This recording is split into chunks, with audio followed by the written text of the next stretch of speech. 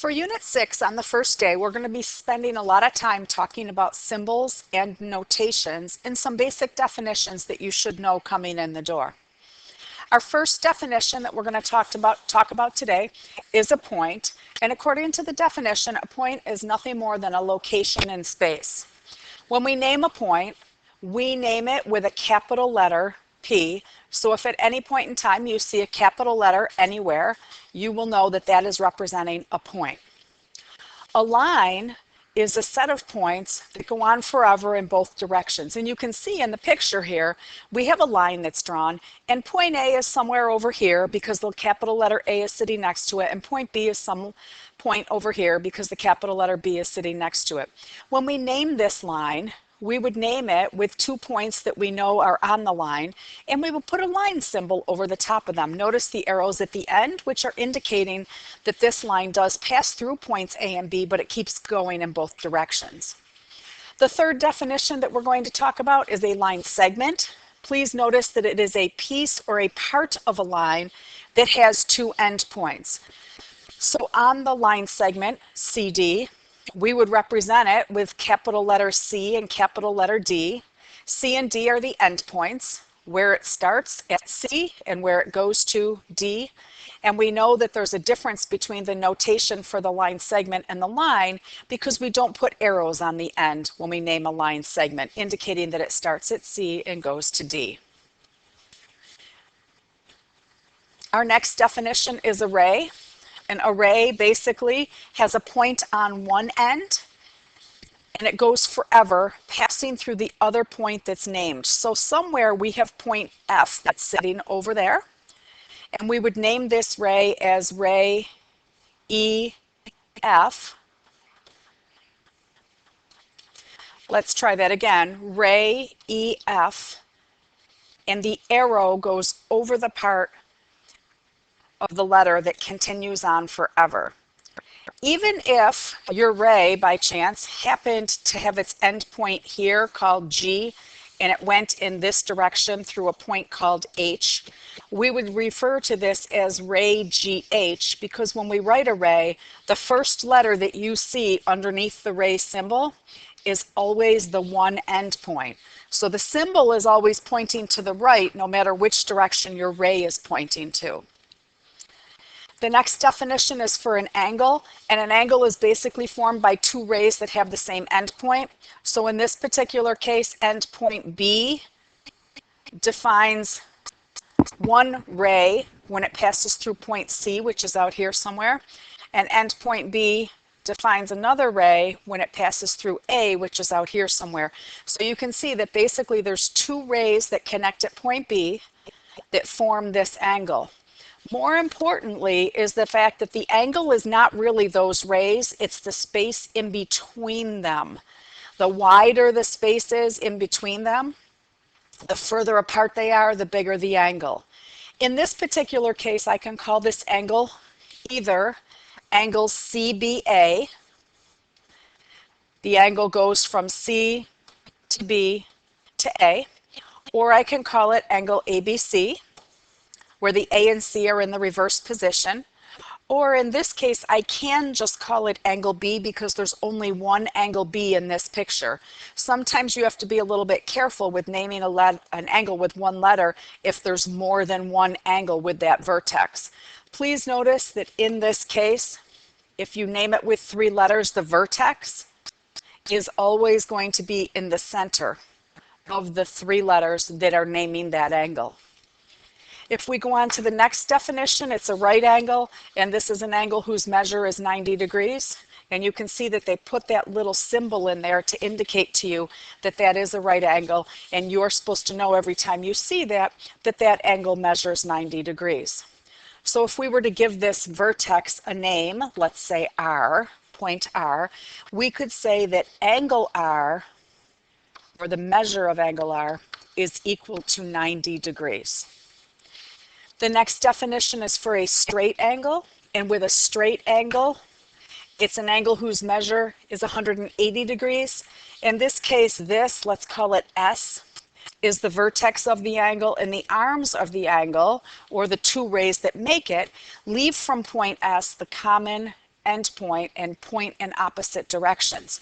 So perhaps there is a ray called ST that's going this way, and then there's another ray, let's call it SV, that's going this way, and technically they're sitting side by side next to each other so that they're sharing this common endpoint.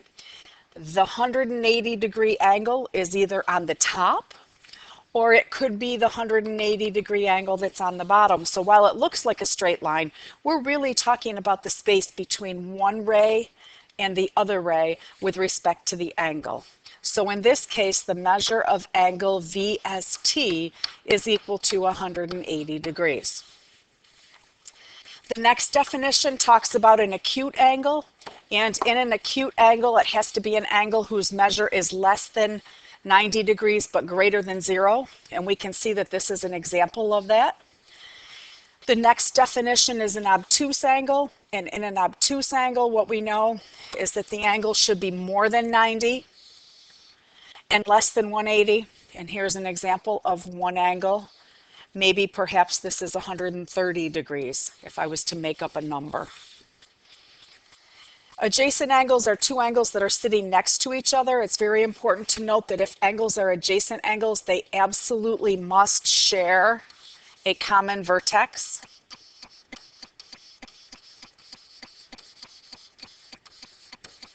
In this picture, the two angles that are next to each other are going to, or adjacent if we use the correct terminology, are going to be this angle right here, and then the other angle is going to be this angle right here. So they're two angles that are next to each other. They're both sharing the same vertex at D, and they also share this common ray right through the middle of them. So in other words, that is one side of the yellow angle and it is one side of the blue angle. Adjacent means next to. These are two angles that are next to each other. The last definition on this page is a linear pair of angles. Basically, if you want to look at that another way, you could say a linear pair of angles is a pair or two angles that form a straight line. And you notice in the picture there are two angles. I'll color them for you. One of those angles is this one right here, and the other angle in this picture is this one right here. And if I look at the fact that those two angles sit on a straight line, they're adjacent, they share a common vertex, and they sit on the straight line, that means that this whole angle right here, 180. If I give you a little example that goes with that, if I was to tell you, let's say, that angle 1, or the measure of angle 1, is equal to 130,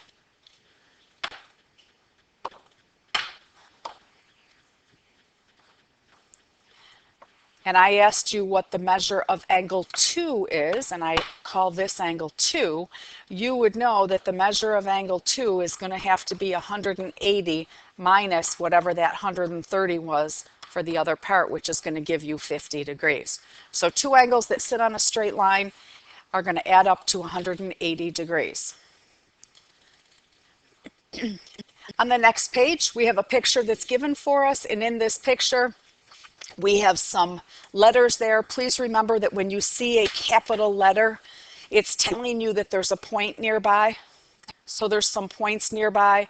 If it really matters exactly where that point is going to be, they would tell you.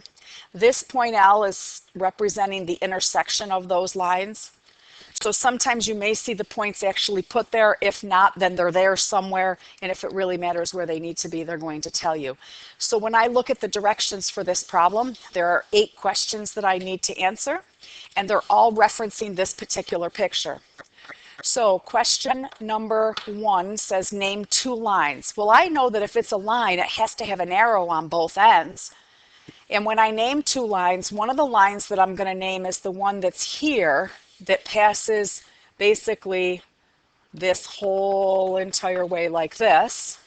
And I would call that line either NO or NL or NLO. I do have some options on what I want to call it. The other line that I see in this picture is the line that passes through J, L, and K. I'm going to call that line JK. I could call it line JL if I wanted to, or line LK if I wanted to. I just need to have any 2 points that are on that line in order to name it. Notice I've included the notation for a line in here. See the mark here that actually looks like a line that covers the 2 points? That's how we know that that's going to be a line. When I go on to question 2, I am looking for 2 rays, and what I see, 5 rays, and what I know about a ray is it has to have one end point and have it continue on through another point forever. And the 5 rays that I see here are going to all start at L. One's going to go this way, one this way, one this way, one this way, and one this way. So what I know is that all 5 rays start at L. They just pass through different points. So my first ray, LM, my second one, LN, my third one, LJ. Notice my symbol here, L, I think that's an O, I covered it up, and then the last one, LK. So those are 5 rays that I see in this picture. When they ask me in the next question for 3 acute angles, when I'm looking for 3 acute angles, they have to be angles that I know are less than 90. I know this angle is less than 90. I know this angle is less than 90, and I know this angle is less than 90. And I'm going to name these angles with 3 letters. They all have their vertex at L, so when I name them with 3 letters, I have to make sure that the L is always in the middle. So the first angle, angle MLN. The second angle, angle NLJ. The third angle, angle KLO. And those are my 3 acute angles because they're all less than 90 degrees. When I go on to the next question, in the next question they are asking me about obtuse angles. Those are angles that are greater than 90 degrees. So obtuse angles in my picture, I know that one of the obtuse angles is right here, vertex L, so I could call that angle JLO. Another obtuse angle that I'm going to look at is actually going to be an angle that takes up the space of other 2 angles. This is the other obtuse angle that I want to look at. Also, vertex at L. When I look at the points that are on the rays that make that angle, it helps me know how to label the name of it, MLO, also more than 90 degrees. 2 straight angles. Straight angles are angles that sit on a straight line.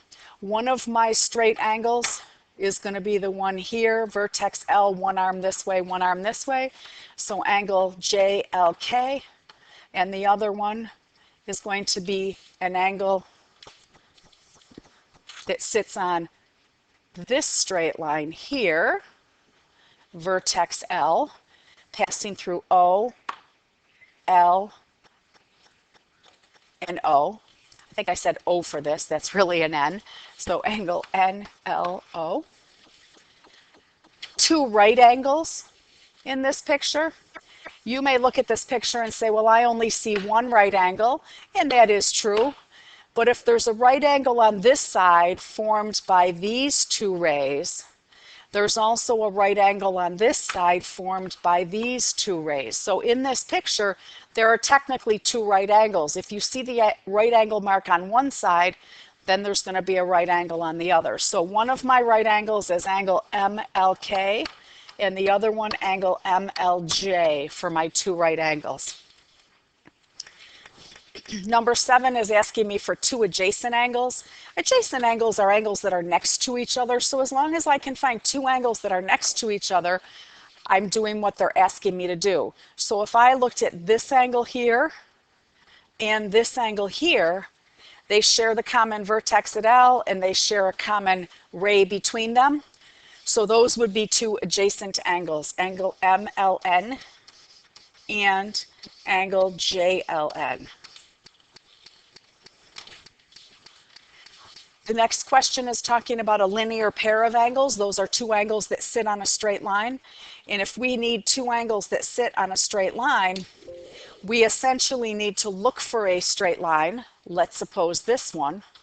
And if we're looking for two angles that sit on that straight line, this would be an angle and this one. They're adjacent angles. Here's their common vertex.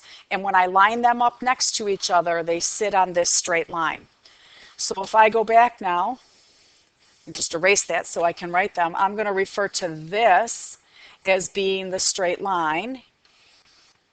One of the angles goes here, and the other one is here.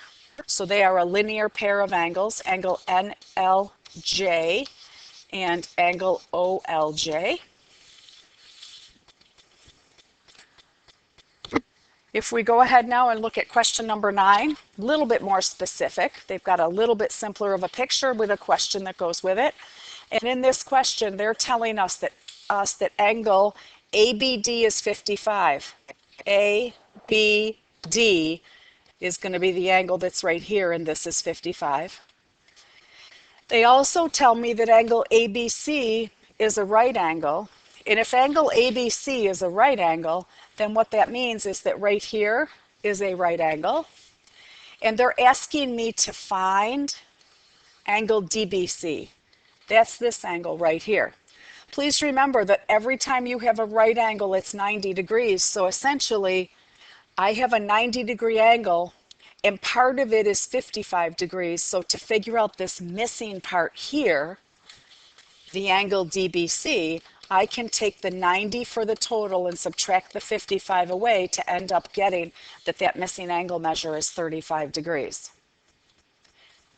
Question 10 is talking about this angle CDF being 130 degrees. And in this picture, this is a straight line, which means this is a straight angle. So the angle that they're actually asking me to find, the one that's right here, is whatever I need to get me to that 180 degrees for the entire straight angle. So the x that I have in there is going to be equal to 180 minus 130, which is going to give me 50. Question 11, angle ADB is 23. And then when I look, I see that angle CDB, that's this angle, is 11. And they're asking me for the measure of the whole entire angle from A to D to C, that's this angle. So for that, if one of the parts is 23 and the other part of that whole big angle is 11, then we have a total for that angle of 34. So the yellow angle is 34 degrees. Question 12 talks about the fact that you have a point B that's sitting on a line segment from A to C. So I'm going to draw a line segment from A to C, and they're telling me that point B sits somewhere on there. I don't want to put it in the middle if they're not telling me it goes in the middle, so I'm going to put it a little off center. I'm going to put it over here. They're telling me here that the stretch of that segment from A to B is 17. And they also tell me that the stretch of the segment from A to C is 30. And what they're asking me to find is how far it is from B to C. So there's some notation in there you want to be comfortable with. What I notice in this case is that if I take the 30, the whole entire segment, it will be equal to the first part from A to B, which they tell us is 17, plus the part that we're looking for, which I have labeled with an X. And this is the equation that I end up seeing, and I can minus the 17 from both sides and get that X is equal to 13. Please remember, if they don't tell you to use algebra, you may find it easier to just do 30 minus 17 and get 13 for your answer. So that is an acceptable solution when you answer this question. When you work on tonight's homework, please be very careful to make sure that you have the correct notation when you're writing things down, especially for questions like these. So we're going to be looking for things like angle measures, ray symbols, line symbols, sometimes You might have a segment symbol. So please be careful on your homework and make sure you are using the correct symbols.